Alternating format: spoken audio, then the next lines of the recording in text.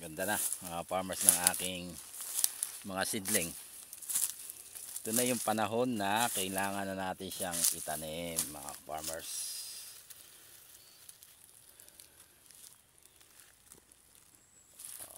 Okay. Isang mabilis na.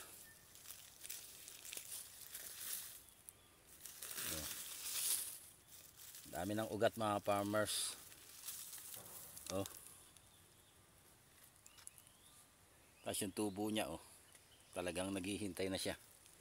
Kung matatagalan pa to mga farmers na itanim, maaaring mamatay. Di tulad nito, di ba? Kahit matindi ang init, yun nga ang maganda mga farmers. Susubok natin yung ating seedling.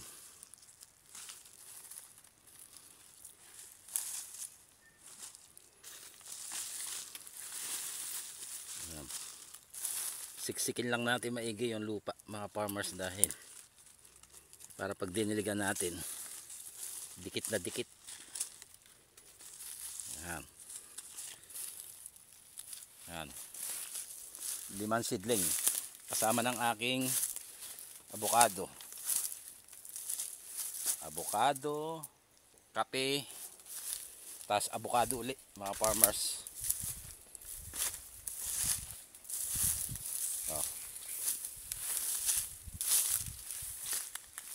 Ito yung mga tanim natin, avocado.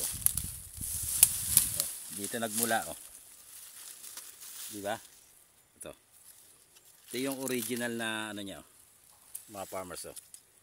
Yung tinanim natin, ito yung pinagputulan. Yan. Tapos sumuloy siya ng panibago. Kaya ang resulta yan, ganda ng pagkatubo. Ito tinatanim natin itong tag-ulan. Mas maganda kasi magtanim ng avocado pag tag-ulan mga farmers, lalo na yung mga binubunot natin.